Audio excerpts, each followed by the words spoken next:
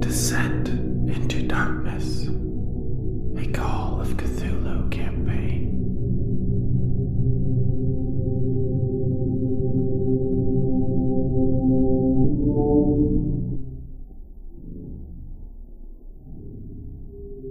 Hello and welcome back to Deathwatch's Call of Cthulhu campaign, Descent into Darkness Season 3. I am Travis, and I will be your keeper today. Before we get back to the investigation at Ross's Corners, let's get an introduction from our investigators. Hi, I'm Chris. I'm playing Detective Jack Glover, currently on suspension for double homicide now. Yeah. And I'm Justin, playing Lance Monroe, who is steadily losing control of both his mind and his body. And I am John, playing James Whitmire, who is about to start his Boston underworld overthrow racket. Yeah, so last time we ended our session with the conclusion of Mr. Monroe's bout of insanity.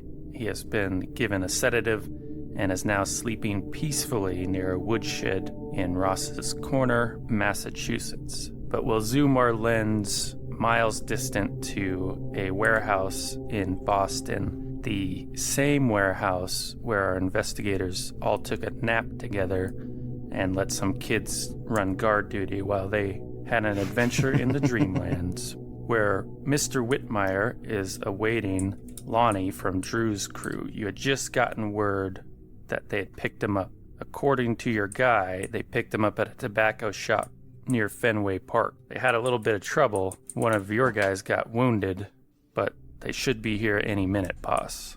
All right. So I think that me and, what was his name? Mac or something? Mo. Mo, there it is. Yeah, me and Mo had been playing cards, so when we get the word, then I'll put my cards down and go to one of the various crates in there to get some tools. Do you need a luck roll to see what I have? What do you want?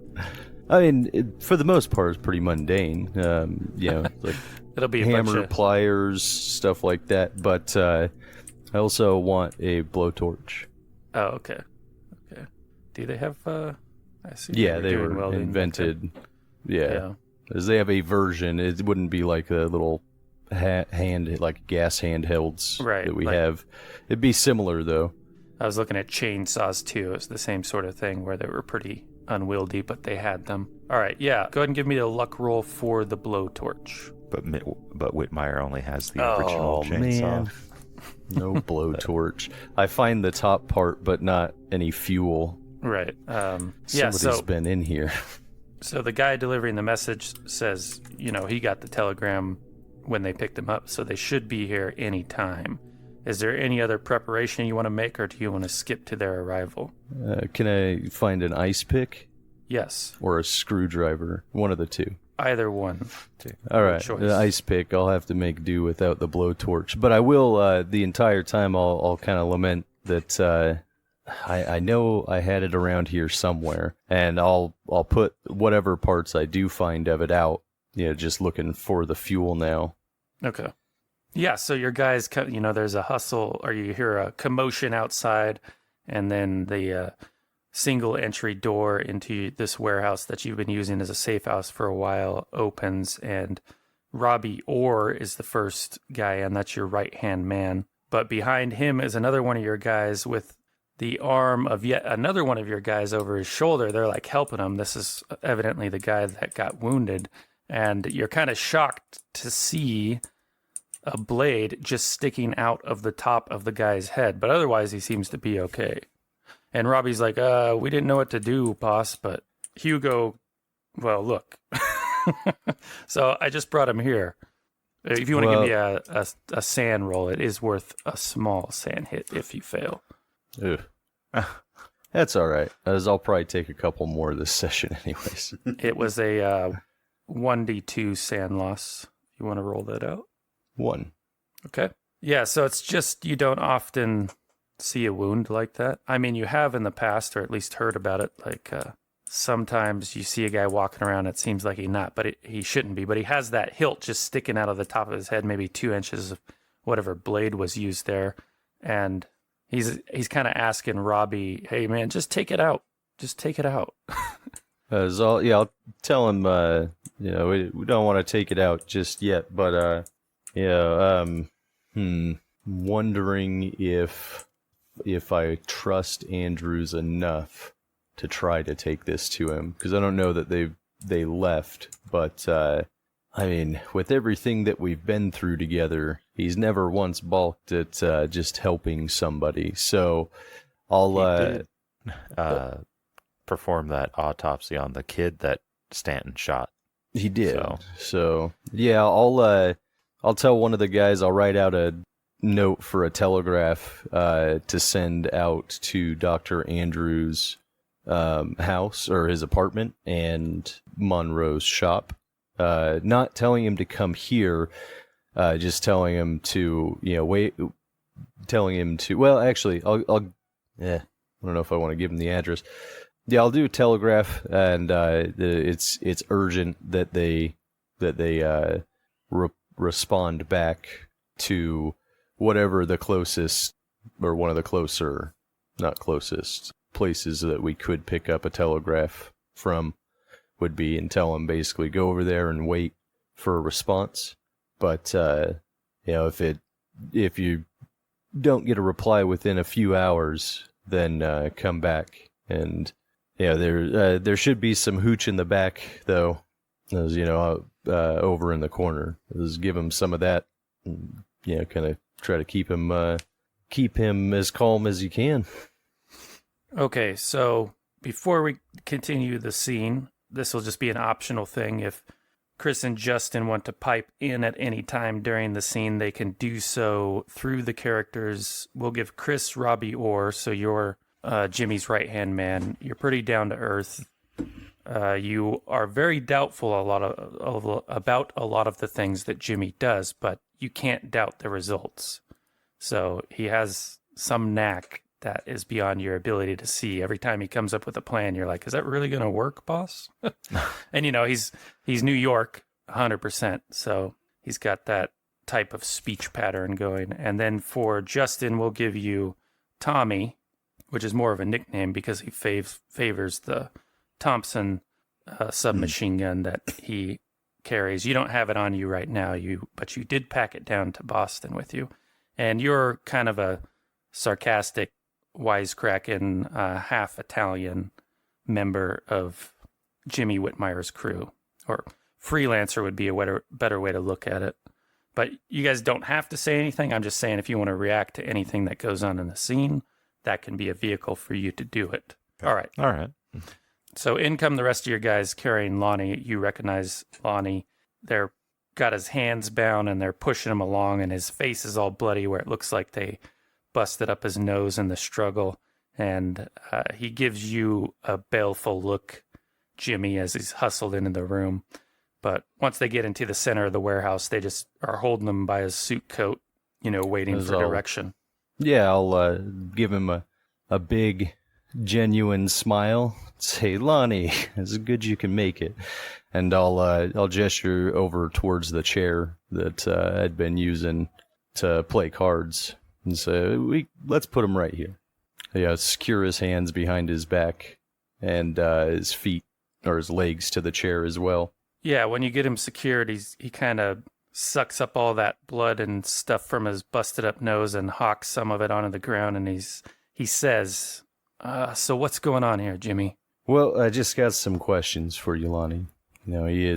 I come down to Drew's cellar and come to see some old friends, and I'm a little hurt that you tried to set me up like that.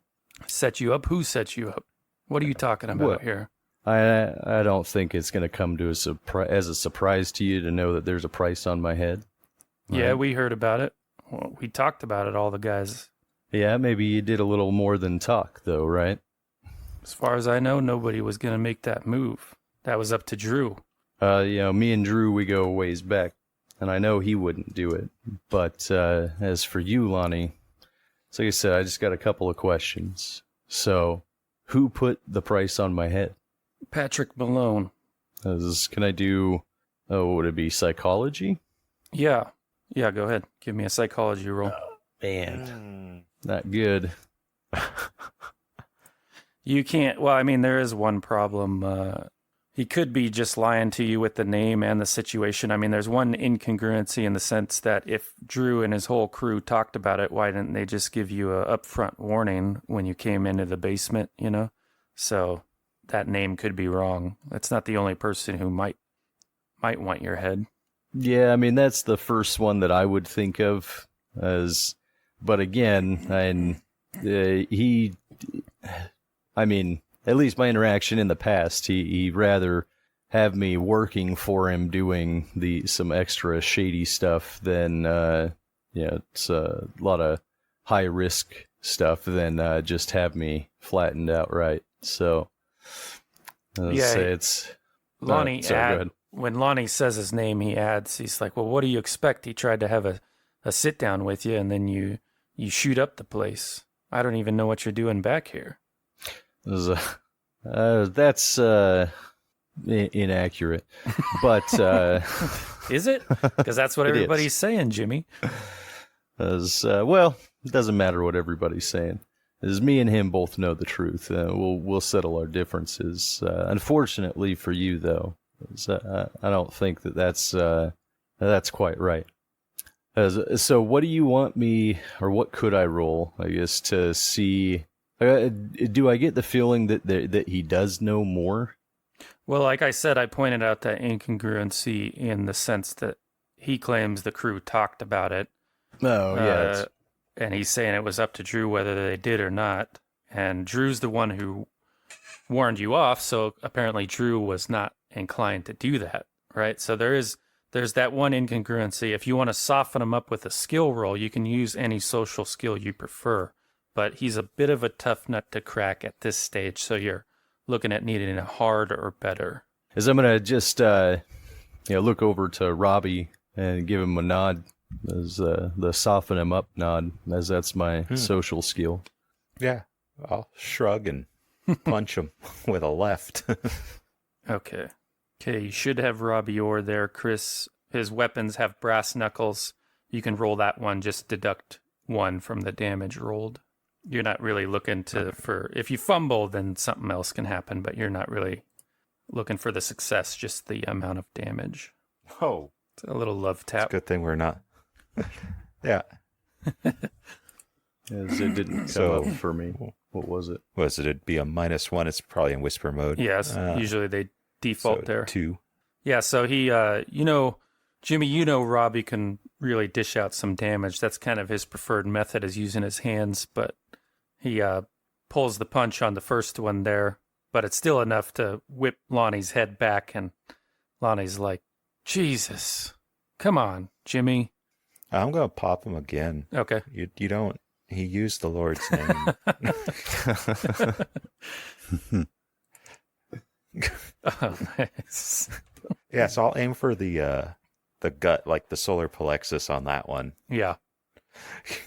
Yeah, so that one, you knock all the wind out of him, and he's just there gasping like a fish for quite a while. It's, better because you've done a lot of fisticuffs, but some people who don't get in fights might think that you killed the guy because he can't get a breath in for like a minute, right? He's just salivating and, gasping, but finally he draws in that, terrible first breath, and he's like, yeah, he's just on the verge of tears from it. So then I'll say, Lonnie, one thing about Robbie is he's God's man. Don't do that again. I'll look really hurt that the guy said Jesus' name in such a fashion. Okay. I'll be kind of nodding with the boss when he's, backing me up on this. I'll let him get a couple breaths in, though, and and we'll start again.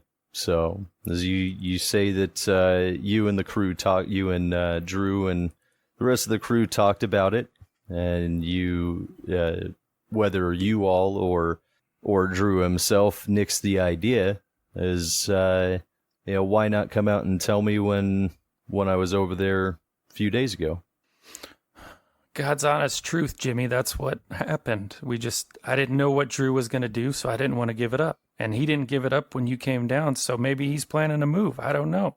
Nobody expected you to be back in Boston. We heard you were all up in New York.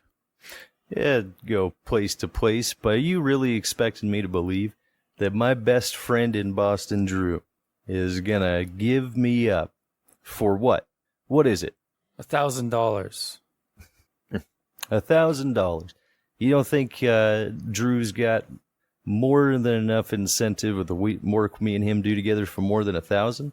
So, again, I'm not quite believing that it's Patrick Malone. I know the way that he operates, and he wouldn't just off somebody that he can make use of this quickly. As regardless of whether he thinks that I shot first. Well, look, Jimmy, and just relax. That's the only name we heard attached to it was Patrick Malone.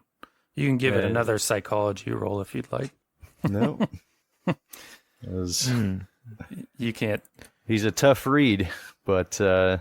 He's like, look, he just $1,000 with proof. Any of the guys... I roll a psychology? Yeah, go for it. We could have Tommy do it too. Let me share Tommy with you. Yeah. Yeah, so I'll wait for Tommy. What I'll do. Oh, I got a garrote? Nice.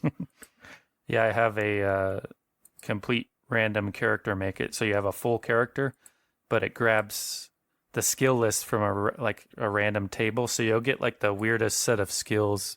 That's how I started these guys, and then I kind of tweaked the skills to how I wanted them, All right, Justin, you should have Tommy. If he has psychology, you can roll it. If not, then don't bother rolling. It doesn't look like he has it, actually, so. I was looking for an intimidation. If you got that might be good. What does Tommy have? Does he have intimidate? Let's see. You need No. All he has is a he's a firearm skill, Thompson submachine gun. Yeah, he's all I a know. driver and a gunman, which is Okay. and he's surprisingly good at library use. Yeah, so Robbie, you think that Lonnie, at least about Patrick Malone, the name Patrick Malone, is being honest about that part of it anyways. Okay, so I'll kind of give a slight nod to Whitmire. I'll be standing over what's his name's shoulder right now. I'll kind of have my hands on his shoulders. Okay. The guy I've been punching. But I'll kind of give Whitmire a nod. Okay. So, seeing the nod from Robbie, and I trust him with my life. So, as all a more soothing tone as Lonnie. I believe you, okay? As Patrick Malone he's the one that put the price on my head, $1,000. So why would you try to set me up though? Especially if Drew hasn't given you the go ahead. Who says I did, Jimmy? Where's this coming from? Well, see, I did some digging, and I know there's no job by the docks. There's no simple door job. What are you talking about, Jimmy? There is a job. It's tomorrow night. It was supposed to go down. We're just going to pick up some hooch. What do you really think we'd use that? Or I would use that? How would I even get that past Drew? You've worked with us. You know how things happen. Listen, I'm not going to say anybody who heard that figure didn't consider it, but things are good right now. You don't understand. Things have changed in the last couple months. Has changed how? Look, I don't know. It's kind of above my pay, but we never have to dump anymore. We don't even get stopped. In fact, you know what I heard? I heard Patrick has some guys he hires specifically for going where the cops know they're going to be. They get picked up. They do the bust so it can go in the papers. These guys do the time. They're paid to do it.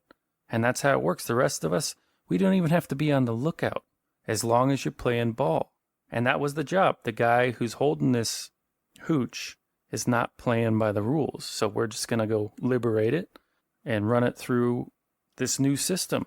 As they never gave me, did they give me any information on exactly which area it was yet? As they said that they were going to get me information, right? Yeah, right. All right. Well, now it's time for that information. Hey, this is my livelihood we're talking about here, Jimmy. I was counting on that payday.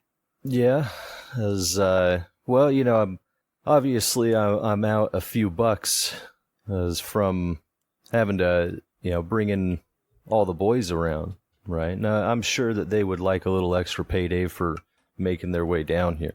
So, I mean, the sooner that we get that information, I mean, the sooner this can all be over. I can't do that, Jimmy. You're killing me here. And how well you trust these boys? They now know you have $1,000 on your head. And he kind of looks killing you yet. He looks meaningfully at all of your guys. Yeah, as I'll say, yeah, I'm not worried about them. As I'm more worried about the information that you're going to be giving us. And I'll give a little nod to Robbie. Punching time? Yep. All right. Yeah, Lonnie flinches. All right, I'm going to pull my punch. Oh, I rolled just the skill, sorry. There we go. So, yeah, I'll just try to not do as much damage to him Right. as that is. Yeah, Try to, so like, lower it down a bit. yeah, so you pull it there at the last minute, still give him a good knock. Looking at him, you know he probably couldn't take another full shot from you. Mm-hmm. But yeah, he's pretty softened up now, Jimmy, but you will have to make a roll if you want to push him to giving up that information. Could I use my fast talk on it? Yeah, you could. Okay. You So could, the angle here is basically listen, it can be over real quick, right? Everybody goes home happy, right? The price though is that information and a little something extra for the boys here. All right, so yeah, instead of the hard you would ordinarily need, since you've had Robbie beating him up there, you just need to come in at the regular level. I don't know about everyone going home happy, boss. Robbie here looks like he wants to finish this off. I'll nod. I kind of have a pout on my face. As everybody will be satisfied by the end, Tommy. Don't worry. So yeah, I'll pat Lonnie on the shoulder. Yeah, so you can see at this stage, you know, his eyes are flickering around. He's looking for a way out. And the hopeful part of him, this is where the fast talk comes in, is seizing on this idea that everybody, including him, is going to be happy. So that's what makes it a success. Of course, he'll probably think better of it here in a few minutes. But right now, he's like, yeah, I've known Jimmy a while. I mean, he plays straight enough, straight as any guy on the street. Yeah, this will work out. So yeah, he tells you, okay, here's the place. And he gives you the address, which is just another waterfront warehouse, basically, is what the address ends up being. But you can give me your education roll once you hear the address. Success. Okay, the problem with this address is that, at least as far as you knew, that was one of Patrick Malone's spots. So what is he doing stealing booze from Patrick Malone, who has this whole system set up where they don't even have to worry about the cops anymore? Yeah, I am going to ask that. So you're telling me that Patrick Malone has a system set up so that a few of his guys get busted and he's going to steal from himself? What are you talking about, Jimmy? That's not Patrick Malone's spot. You haven't been around in a while. You can give me a psychology roll on that. Same with you, Robbie. This is extreme success. Nice. Huh. I'll look aghast, like you were trying to set up the boss to go to Patrick's old warehouse or whatever. So yeah, like how could you? You can see the lie this time, Jimmy. You can see his panic and trying to explain his way out of it. This is Lonnie. I may not have been right in front of you this whole time, but yeah, I've been around. As I know and I hear, and I know for sure that spot is Patrick Malone's. As what kind of game are you guys playing? Are you trying to knock off Malone? No, that would be stupid. I don't know where you're getting. Go ahead. Who put this job together? You know, me and a couple of the guys. I mean, Drew knew about it. He wasn't too keen on it, but the rest of us were, so we were going to go ahead with it. We were just missing our Our lock guy. So you were supposed to fill that role, but, he's like nervous, voice is quavering sort of thing. You know what it sounds like to me, though? Is it kind of sounds like you guys want to get me out there, and I've got a feeling that it ain't going to be as empty as you make out to believe. So he takes like a deep breath and steels himself, and he's like, all right, look, Jimmy, we talked about it, we planned it, but nobody thought you're going to be there tomorrow. That's just not you. We thought you'd just end up disappearing. It was just talk, like guys do. You weren't going to show up. We wouldn't be able to collect on it. Nothing happens. Everybody goes their own way. It's nothing personal, Jimmy. I get it, Lonnie. Now, the real big question for you, though, is Patrick going to be there? Were you guys just going to serve me up to him? Or were you going to just do me in there and call him down after? That's where he wanted it done. I don't know if he was going to be there. That's just where he wanted the proof delivered. So, what, you do me in by the gate, and then you leave me in his warehouse? Is that it? I guess so, but it was never going to happen, right, Jimmy? You were going to leave. You weren't even supposed to be back here. As I'll be shaking my head, just disappointment. As Lonnie. As now, most times I know I'm real good at getting out, especially when I feel there's too much heat. But I do want to thank you, as it's a wonderful opportunity that you've given me. And with that, I'll give a nod to Robbie and and turn my back, go sit back over on a crate and roll a cigarette. Okay. All right, yeah, I'll walk around in front of him, and I'll kind of, look at him, and I'll kind of look sad, but yeah, and I'll start just hitting him. Jesus. Oh, it's like, let me get your damage on that. Sorry. And I'm not holding back on those. Yeah, you're not. Yeah. On extreme. Yeah, so an extreme on a non-impaling weapon is just max damage, so I think that's what you got, which is 8. Yeah, so it's Nice. just pretty much one whack. Did you put your brass knuckles on for that one? Yeah. Yeah, and he starts pleading. You're starting to hear, like, before you finish it, he seems to be like, no, we can all collect. And then, like, bam, and he's done. Now, you guys, like, as far as, like, Robbie and Tommy goes, they all have the gangster sort of background thing, which makes them somewhat immune to sand loss from murders. But Jimmy, you don't. It wasn't really your job, so you do have to make a sand roll for that. It's all right. Like I said, I'm probably going to lose a lot this session. Okay, so that's D6 sand loss on that. Robbie, you are an artist. Thanks. All right, so you lost 5 in a go. That's enough for a temporary bout of madness. I'm thinking that we gather all these guys up and we put them in the warehouse for Patrick. What do you think, boss? That sounds like a wonderful idea to me. As we can storm Drew's cellar. We can get all of them in one go. So yeah, I'll give you sort of a choice here, because some of the path, like insanity we have with James Whitmire in the past has been, he'll start attacking everybody is one thing he's done. We can kind of channel that a little differently, and instead of making maybe the smart play that you had in mind for Jimmy Whitmire, you make some really overly violent move, but I will leave that in your court as to what you want you and your guys to do next, and that will serve as our bout of madness. All right. So, do I know where Patrick Malone lives, or at least have, or do I know anybody who might know where he lives? You don't know off the top of your head. You could probably suss out that information. Okay. Who else on Drew's crew or Malone's crew do I know do I have a fairly good idea of where I would be able to find him? Well, anybody in Drew's crew is your best bet as far as where you would find them. As far as his guys, that would be another thing where you'd have to kind of ask around to get out where they're hanging at lately, you know?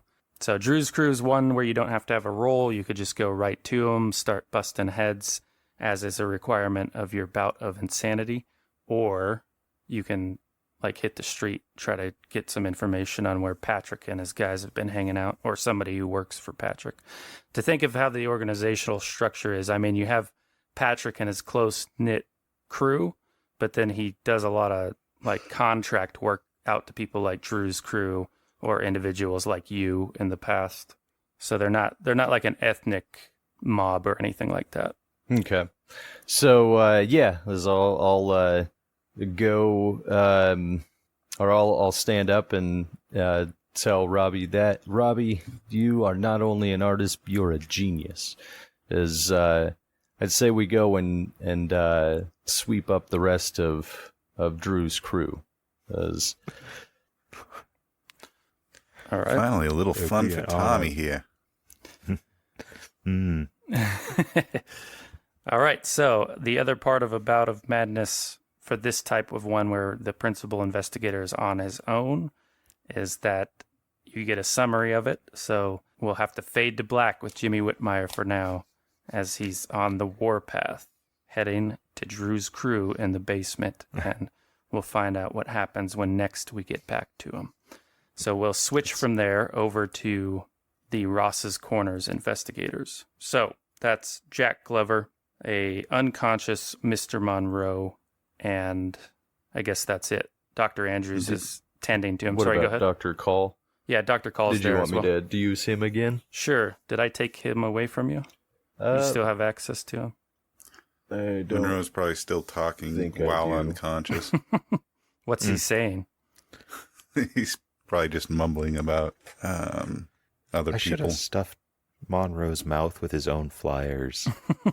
That's a missed opportunity. I'll regret it for the rest of my life. All right, you should have Dr. Call now, John. Yeah, I got him here. All right, so the setup was Dr. Andrews was nearby. Mr. Monroe had just administered the sedative. The rest of the investigators didn't quite keep up in the foot race, so you were back with the corpse of one of the townspeople that had just been apparently killed some way, somehow. His heart had been removed, has a too smooth hole in his chest, and Jack Glover had sent off one of the other townspeople to get the sheriff and bring him back here. So let's start with Jack Glover and Dr. Call standing over the corpse of this townsperson who's just been killed, and you sent the guy off to get the sheriff. What do you do, Jack? I think I'm going to kind of puff on my cigar, but I'm going to kind of rest my hands on my knees and kind of bow my head. I'm starting to see stuff that you probably shouldn't be seeing. It's not normal. And I think he's just a little bit kind of exhausted, from everything. So he's just going to try to get his head right and start thinking about how he's going to divert the sheriff, or if he's going to try to get the sheriff to join his side, type of thing. Gotcha. Just kind of gather his thoughts. So eventually the sheriff does come back, Can I, poke around a little bit and see? A perfectly round hole doesn't just happen out in the middle of nowhere. Could I do, either a medicine or a surgery even? See if is it a clean cut? Yeah, go ahead. Go ahead, do your medicine roll. Success. Yeah, so it's a very odd roll to Dr. Call's eyes, because it is clean, but it's not really looking like a tool was used to make it. It's more like the phenomena of enough force, can drive something cleanly through another object if there's enough force behind it without fracturing a lot of stuff around it. You might think of those stories of straw being driven through wood in a tornado or something like that. Because it doesn't look like a tool was used, but it's definitely not an animal attack, as Jack Glover had made the offhand remark last session about. But unlike Glover, you didn't see the invisible force in the trees. So, You don't know how it Yeah, would have occurred. Well, then I'll comment to Detective Glover that it seems like I don't know, it wasn't a cut, but something just blew right through him. I've never seen anything like this before. I'll stand up and I'll kind of wipe my hand over my face and you don't say. So, also, since I had gotten out of surgery because of all the, can't stand all the blood, I guess, what does that do now? So your phobias are just sort of latent unless you're insane, in which case you have to react. So it's just a role-playing flavor, so you might, be rubbing your hands off or something, or... I guess the novelty, or maybe not even that being the right word, mystery. The mystery of what happened is as it's starting to fade. I realize that I'm poking around inside somebody again. So stand up quickly and like few steps back and start handkerchief out and start wiping hands and right. And it's at that moment that the sheriff makes his appearance. He's breathing hard from hustling over here. He's got that townsperson who informed him in tow, and he's looking at the corpse, his eyes wide, and he's just like, what in God's name happened here? I didn't exactly see it happen, Sheriff, so I can't quite tell you. I think it was some sort of animal in the trees. But you'll have to ask Dr. Andrews when he gets back. We need to get everyone out of these forests. We're not safe out here. I agree with you on there.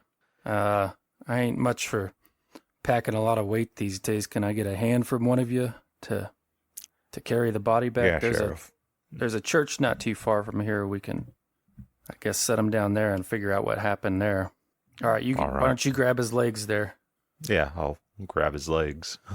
Yeah, so, he was middle-aged, he was scrawny, he didn't really have the constitution to pack him on his own, so you guys struggle with this body, and he's leading you in the direction where Dr. Andrews and Mr. Monroe had their foot chase, so you actually come up to that woodshed, and at this point, for Lance, you had been unconscious for a little bit when the sedative first hit, but Dr. Andrews had roused you. But you're still very groggy, right? So it pretty much all actions will be at a penalty, like including thinking, that sort of stuff. You don't have all your faculties. You just feel like you're packed in wool and very detached from things that are happening to you. It seems like you're watching them happen to somebody else, but you are conscious and you can speak. So, you see these guys packing a body up, Jack Glover and Dr. Call, and Dr. Andrews stands up over you and helps you to your feet. Of course, you have to lean on him to remain upright because you get some real vertigo when you stand up. But what do you do in that moment? I'm just going to thank Dr. Andrews, first of all, and say, did I hurt anyone? Not this time. Okay, thank you. Oh, whatever you gave me packs a punch, thank you. I have to borrow some of that for my next Saturday night. It's a special mixture of mine. I use it when I feel a little stressed. If I take too So what much... happened to that man? Well, you saw and it. I'll kind of start walking over towards him. Hold on, I gotta make a constitution roll for Andrews. Oh, he's good. Nice. Yeah, so that's what Andrews is asking you, like, because you both saw the force in the tree. Seemed some invisible force was manipulating the environment there. So he's asking for your opinion on the matter, Mr. Monroe. I'm more than happy to expound on that.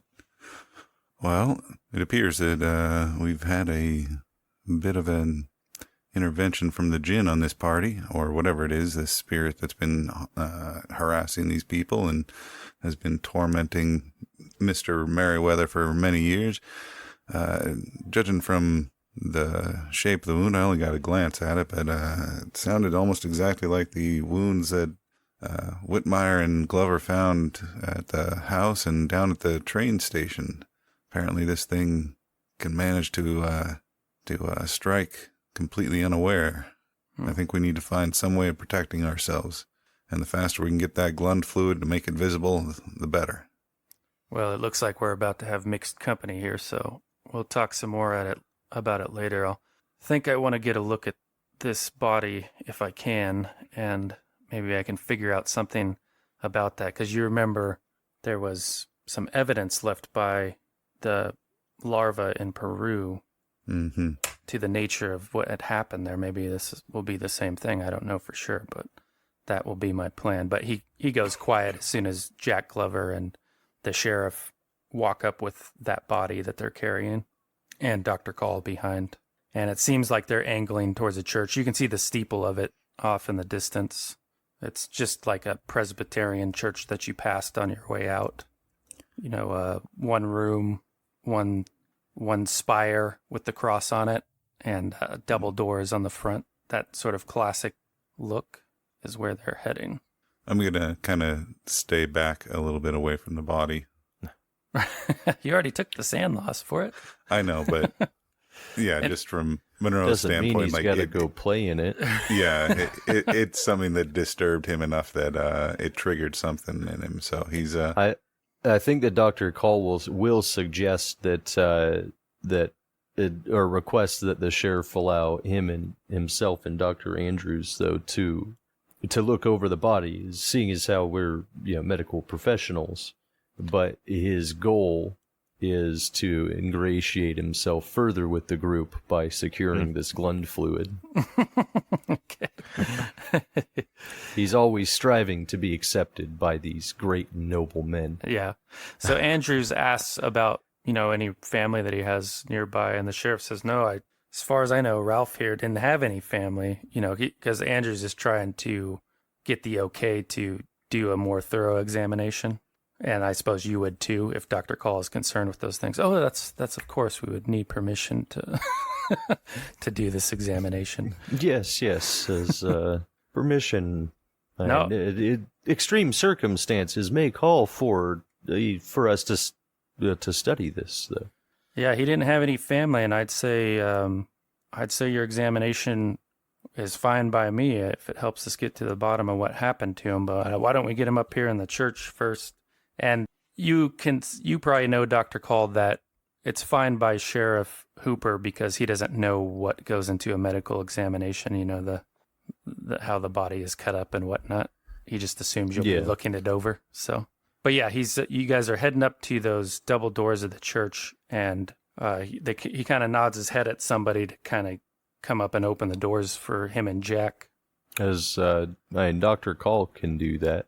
Yeah, okay. All right, so you get those double doors open, and the interior of the church is well lit, but what immediately draws your attention is the figure slumped over.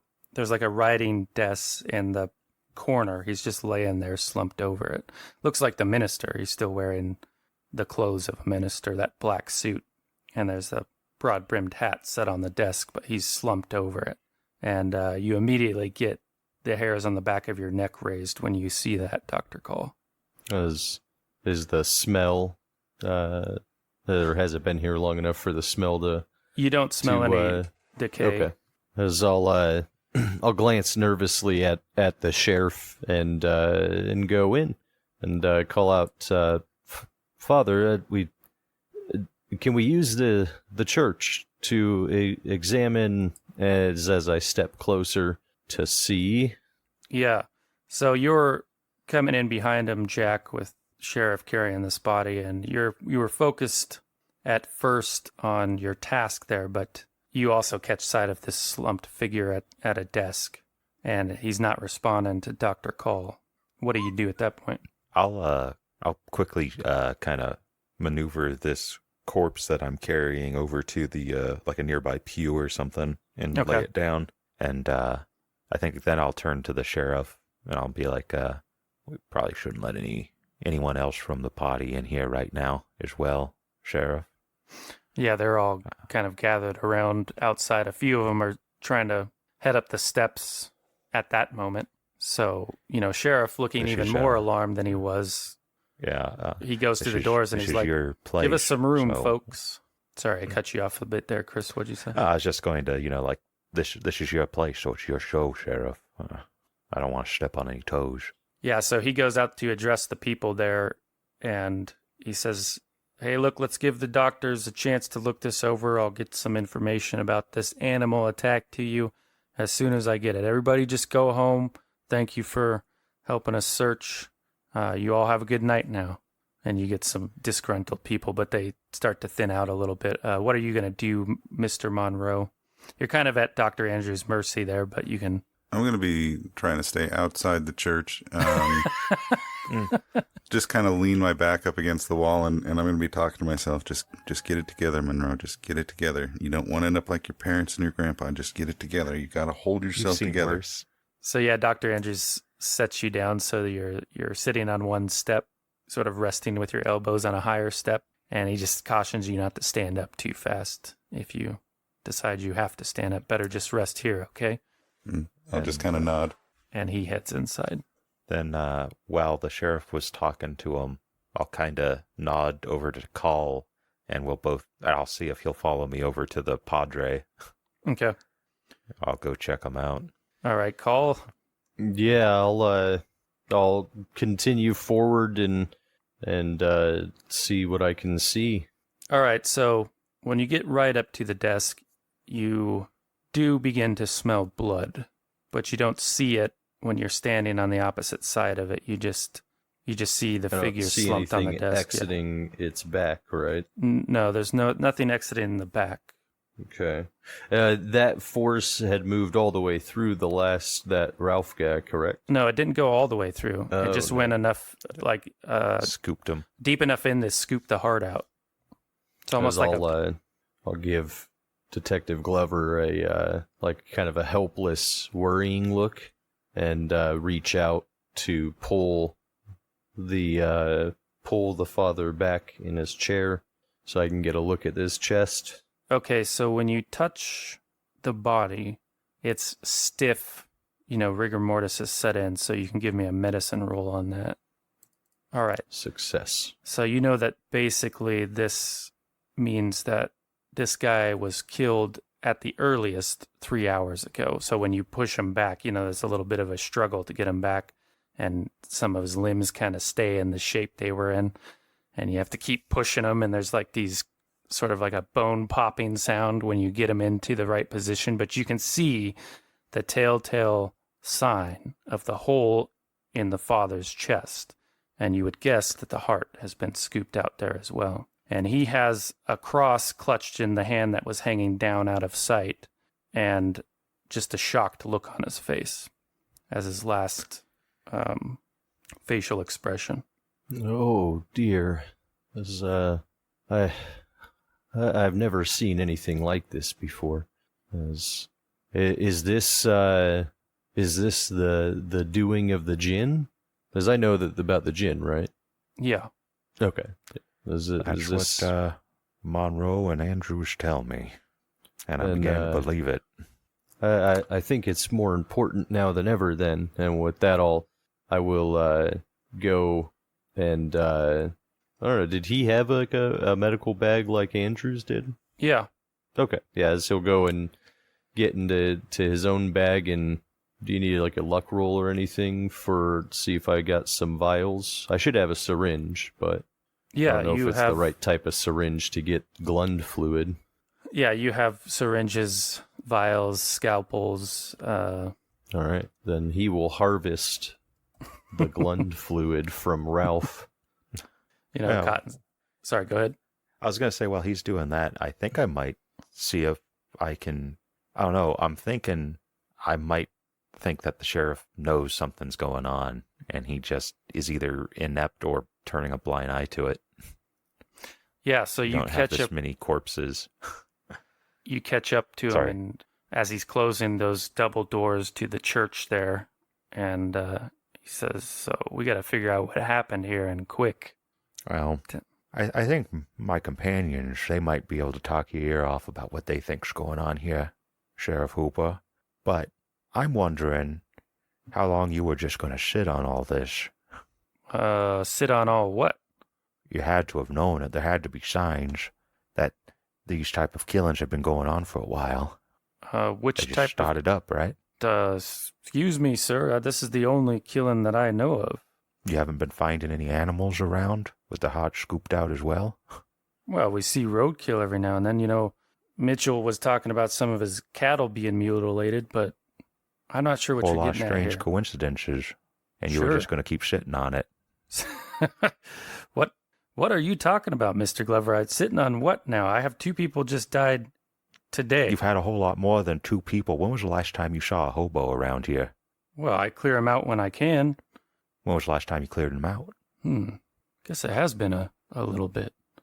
How much roadkill have you suddenly been coming across? How many cattle were mutilated? And do you have any other missing people? Well, I was going to go out and talk to Mitchell about his cattle tomorrow, but he only said it was a few. And, you know, sometimes bears, wild animals come down. That happens. What are you getting at here? Well, just tell me plain. You know, I don't talk like you Boston city slickers. You just tell me plain what's on your mind. As far as I know, we had a missing woman, and that was it. I'm just trying to figure out if you're just completely blind to this or if you were inept. And it looks like you're completely blind. And I apologize for coming at you a little too hard. But you do have a problem on your hand, and I think you're beginning to see that. Well, I'll say. So what in God's name Was do that you think directed happened towards here? me? No, he said like he was agreeing with you that he does Okay. have a problem. He's got his hat off and he's rubbing the back of his head. You know, for Essex County Sheriff, you know, they cover a pretty wide range of land, and he has definitely come across corpses and things like that, but nothing that looks like a murder or something, you know. And he's getting nervous at what the doctors are doing, basically, you know, because they seem more interested than they ought to be. So yeah, he's just not. He's treading water here barely, and is what you're picking up from him. Mm-hmm. Well, it's a good thing that you do seem to be able to recognize that you're about to be in over your head here, Mr. or Sheriff Hooper. If you were to tell me a couple days ago what I'm about to tell you, you probably would have heard me laugh then. And I'm probably going to either hear you laugh or get real angry right now. But you got a murderer on your hands, that's for sure. But he ain't exactly human and ain't exactly an animal. I can't really tell you. You're going to have to talk to Monroe. Or when they get through with it, Dr. Andrews. They seem to have more of the run of it. But Well, you got a problem on your hands. Call slow it a down. demon if you want. Slow down here, Glover. I got a murderer. What do you think? This is somebody riding the trains? Mm-mm. I It's think like he they didn't were want- trapped at that. He didn't want to hear the last part of it, right? That it's not it may not be human, right? Yeah. I think they were, in a sense, squatting at that Merriweather property. Who was squatting? The The vagrants? thing that's been doing this killing. Oh, did you know about it before you came down here? I had a hunch when we arrived that I'd probably be finding something. I sent a telegram asking if there had been any sort of missing persons before I came down here with Whitmire when you encountered us. After our encounter, I wanted to talk to some of those hobos. Perhaps they had seen something that you had not, that you had been failing to see. And that station is a horror show in there.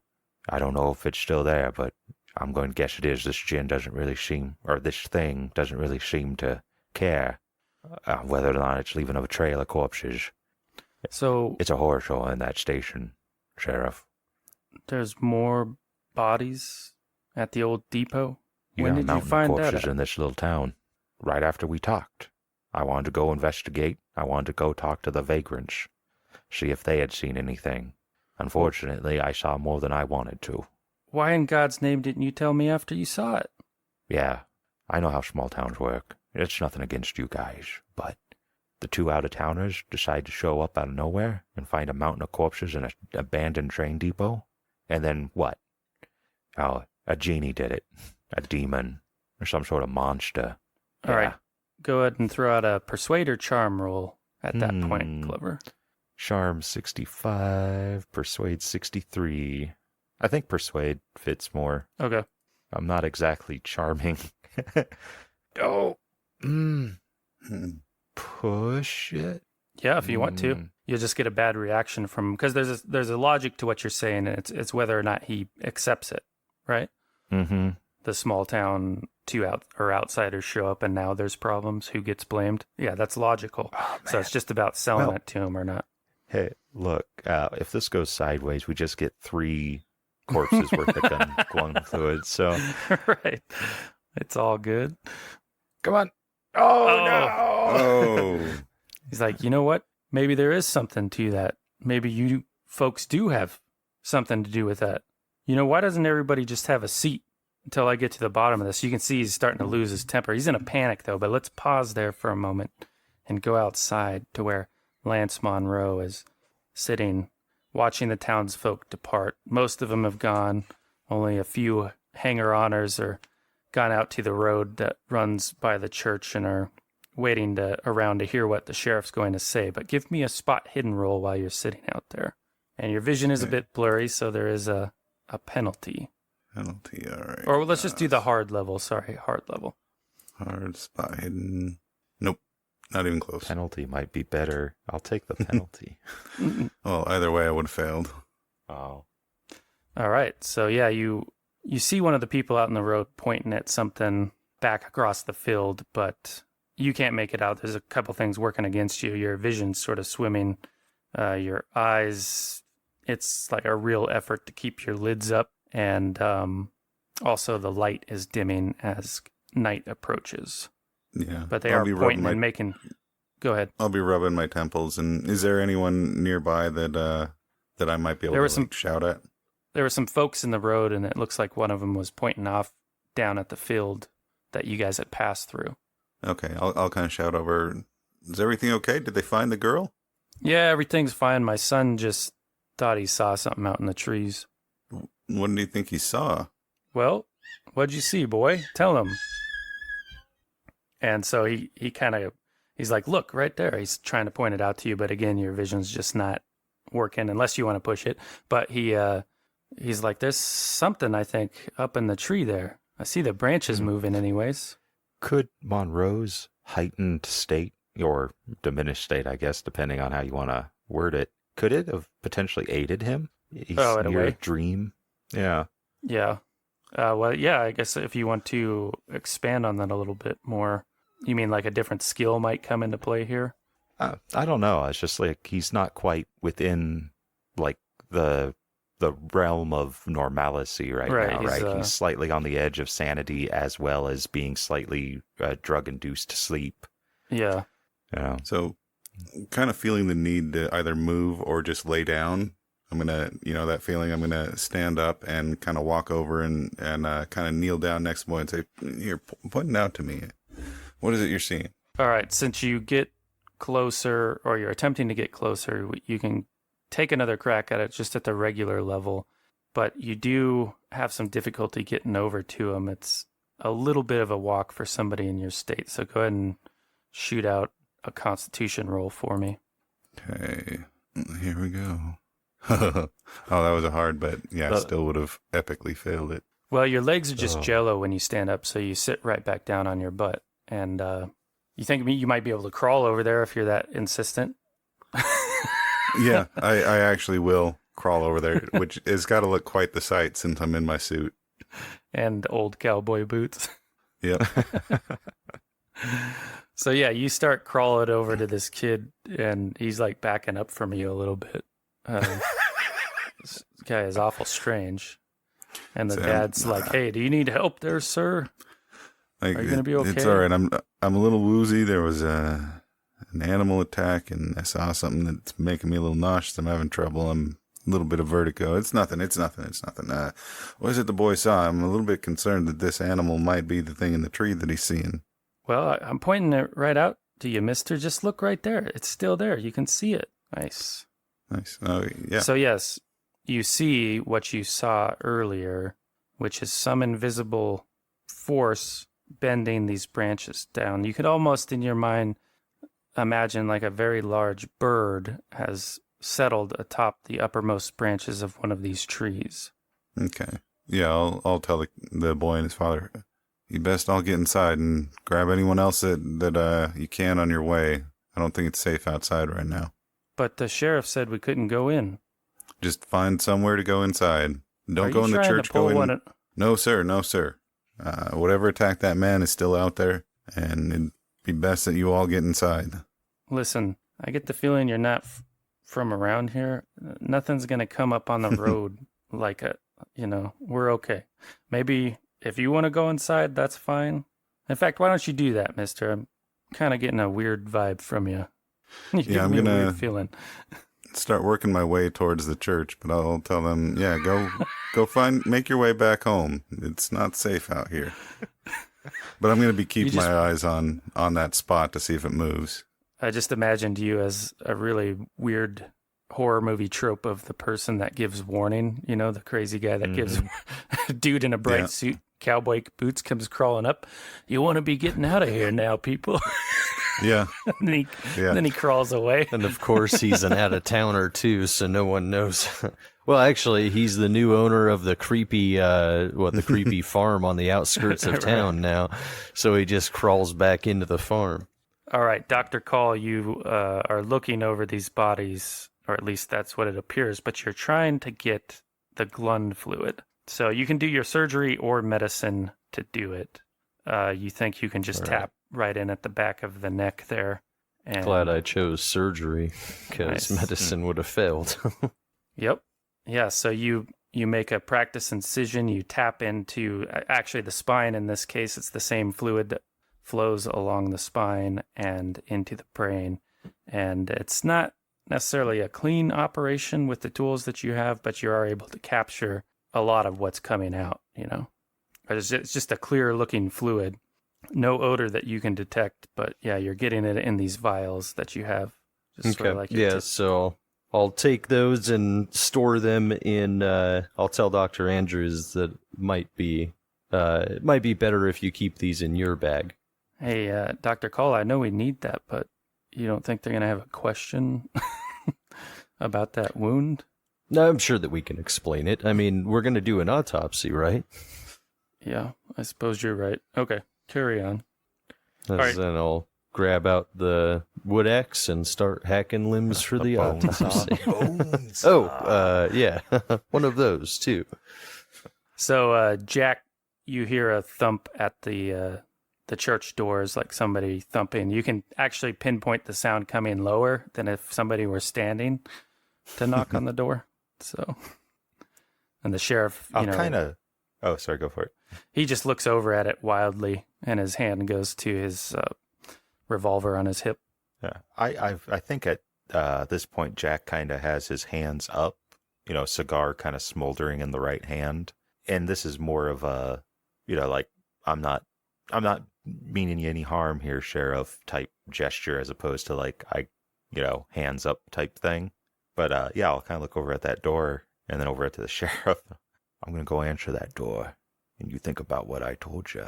And if you need me to go shit in a jail cell, I'm going to, but it isn't going to stop anything, Hoopa. And I think you know that, and I think you've known it for a little bit. And I'm going to go towards the door. Yeah, he lets you answer the door, but he keeps his hand on his gun for now. But you see Monroe is laying on the ground outside on the sort of the deck, the stairs that lead up to the front of the church, and he was just knocking on the door, so he's looking up at you. And you've seen people who are pretty gacked out, so yeah, his eyes are like little pinpoints. His pupils are little pinpoints, and Yeah, I'll go help him up. And as I do, I'll kind of whisper under my breath to him that your current state isn't going to help you when you got to explain this to the sheriff. And I'll pat him on the back and walk him in and close the door. Before he walks me in, I'm going to point to the trees and say, it's out there. It's still out there. We need to get the sheriff to get these people inside. Find someplace safe. Listen, one of you out-of-towners better start making sense. What is out there? What are you talking about? You get him in here. Everybody sit down in here. Hey, you two, Dr. Call, Andrews, why don't you come over here? He's just starting to order people. I'll hold up Ralph's arm. What? As, to tell him that we were just about to start the examination. The field examination. Yes, field examination. Well, we started with no. Well, you're gonna have to put that on hold. I got to get to the bottom of this. Your friend here, Mr. Glover's made a very good point. I don't know any of you, and we've had problems since you started showing up. So I need you to stop what you're doing. Come over here, have a seat. Let's keep it cordial for now. I don't want to have to take it to the next level. That triggers Dr. Call's blood rage. That's another side effect of why he got at it. No, yeah, I mean he'll comply 100%. As casting worried looks over the situation. So here's the thing: your Glover here, he makes a very good point. This didn't start happening until you guys showed up. So what exactly is going on here? He's talking about something that's not human, something that's not animal. You're talking about something in the trees. Meanwhile, I got two people dead, and I got to explain that to the town. Sheriff Hooper, I hate to get you on semantics, but I think we both know this was going on before me and Whitmire showed up. Yeah, because you say there's a bunch of people dead at the train depot, but I don't know that. Mm-hmm. All right. What kind of game are you all playing here? Is this what you do for fun? You drive out to the country, just try to have a good time with your local yokel? Oh, yeah, that's what we love doing. We love driving out to the country and sitting around while a backwater sheriff tries to make sense of a bunch of people getting their hearts scooped out. Wake up, Hooper. Hey, I don't like your attitude, Jack. That might be how you talk to people in Boston, but we take care of each other around here. You got to, we're polite. So that's what you're doing. That's what you're doing by just standing around? You're taking care of those people that are going to be killed by this creature? No. What I'm doing is I'm getting a statement from all of yous, and I'm doing it one at a time. I'm going to figure out what's going on here. So, somebody here is not telling me what's going on. All right. I'll let you do your job then, Sheriff. I'll back up, kind of lean against a pew, smoke my cigar. So who did he have the best rapport with after Jack? I don't know. I guess doesn't matter. I'm going to stand up or kind of like pull myself up on a pew and try and straighten my suit the best I can. I think I can explain this in very short terms, officer. There will be a very low, almost inaudible moan. All right. Jack will be suppressing. Many years ago. It all started when I was a boy. Anyhow, go ahead. That property that they were out looking at a lot of years ago, a creature was trapped there by Mr. Merriweather. When he died, he told us that it was going to break free and that we needed to stop it before it started killing people. That's what we were coming out to do, but apparently we were too late. And that's the whole story? That's the whole story. That's the least I've ever heard Monroe talk. I am heavily sedated. So, yeah, all of that and came out in a slur. Borderline of insanity. Well, yeah, given the nature of his particular insanity, you might imagine that some personality is taking control of him, because there's no way Monroe could have been so concise and to the point. So let's see. You're digging yourself out of a hole thanks to the failed push. So what role-wise do you want to do here, Monroe? I could try to persuade. Yeah. Or, see, what else have I got? That's really kind of the only angle you have, I think, is actually persuade. I could try charm, but it's not that great. So let's go in at the hard level. Okay. Try to back him up. Could Dr. Call try and help? Oh, never mind. He doesn't need my help. Quick, attack. Get the glun fluid from the sheriff. Yeah, glun fluid. But yeah, I'll be like, I know this all sounds weird and fantastical, but I'm telling you the truth. I may look a little bit weird, and people may talk about me behind my back, but I am a very serious professional. Going to try and help you in resolving this matter. I was hoping you were going to say you were a straight shooter. No. Yeah, so it's precisely the tact that you chose, which is very un-Monroe-like, and the fact that he had a minimal exposure to you in the beginning and kind of formed a low opinion of you based off the way you dress and the way you spoke. that you come in at this angle that it actually breaks through to him. And he calms down a little bit, and he just says, you know how wild that is, that story you told, but let's say I'm to believe that. Let's just say for my own sanity, we'll say it's a person, okay? Just for the sake of argument. There. If there's somebody killing here, how are we going to stop them? When is it going to happen again? Like, what do we do? I don't know about you, Sheriff, but I've never seen a man do what happened to that corpse. It looks like something ripped his heart out from the inside out. I don't know a man that can do that. Do you?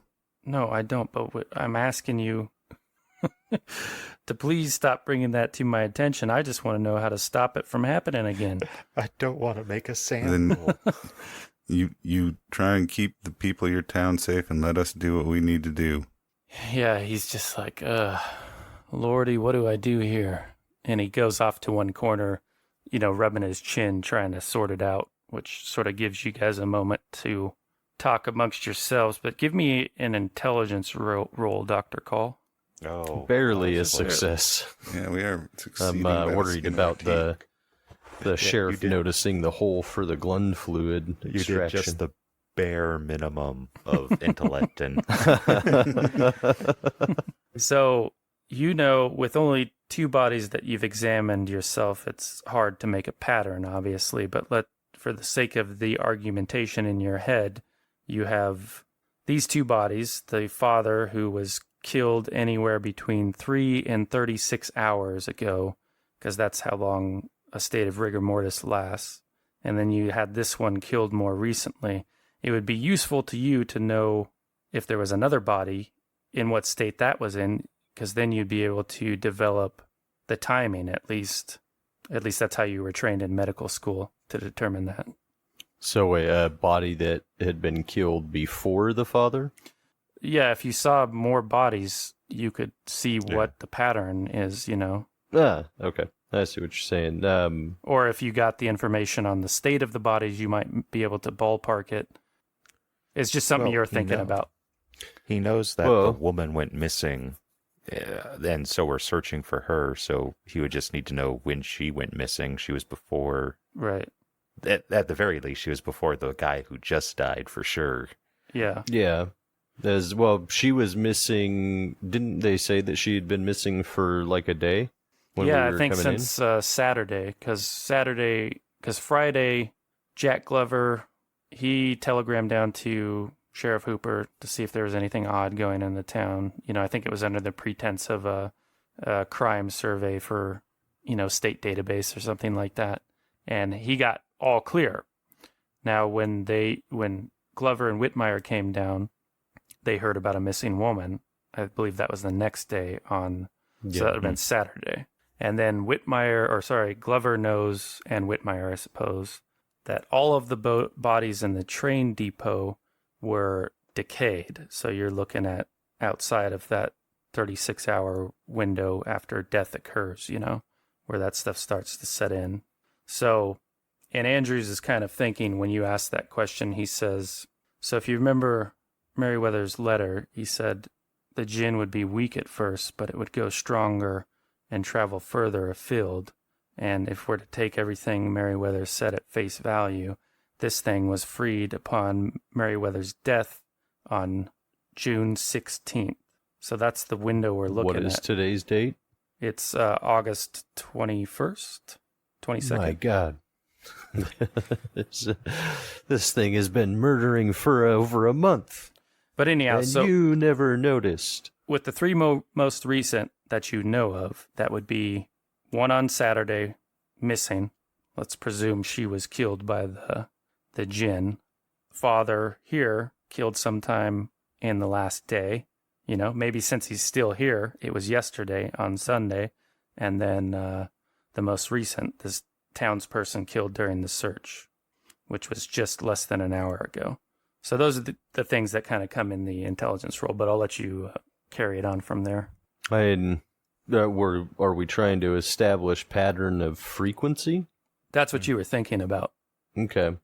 So, yeah, I mean, at this point, I guess it it does really depend. I mean, is it also sustaining itself off of animals? Have there been any animal attacks as well that have been reported? And are there any other people that we know of that have gone missing since Saturday? Well, so far, only Glover has heard from Sheriff Hooper that there's been cow mutilations and the McFurter woman that's been missing, and some roadkill that he's seen here and there. And the McFurter woman is who we're actually looking for right now, right? That's who you were in the field looking for, yeah. Okay. So at least one human a day, so that means that it probably won't feed again until tomorrow. I'm assuming that it wasn't just feeding off of what it could get a hold of, and now we've provided it with more sources of sustenance and all of the townsfolk that are outside.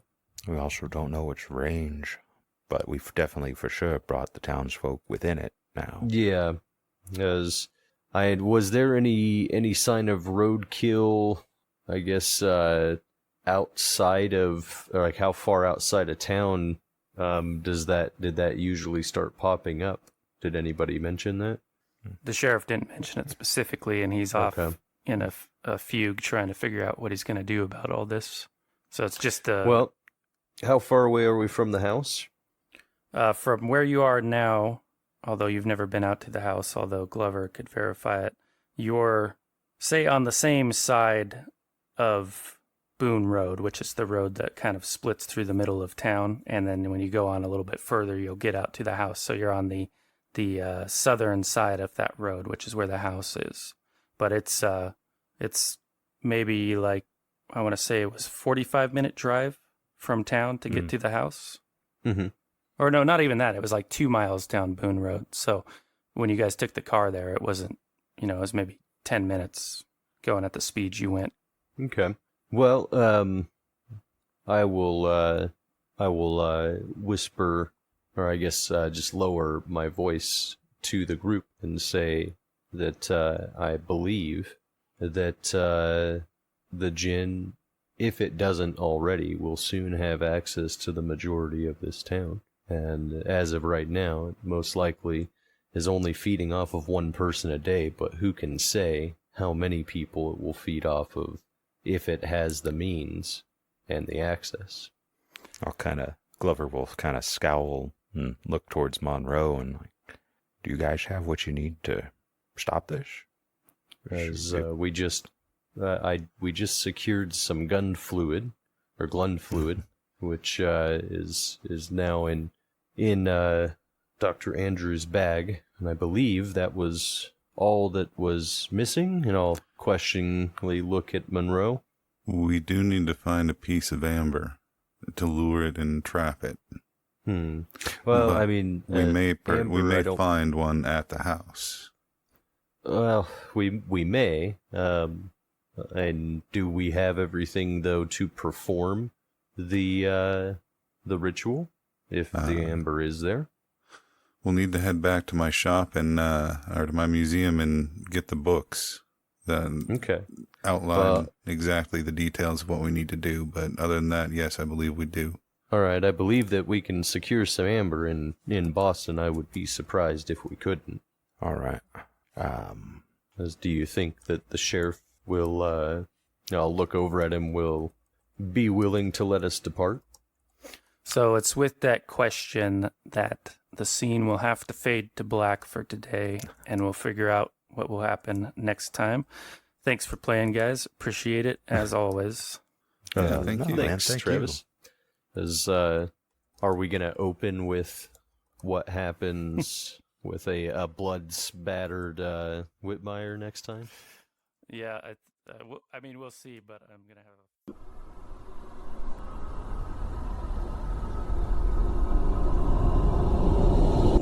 This has been a Deathwatch production. Thank you for listening.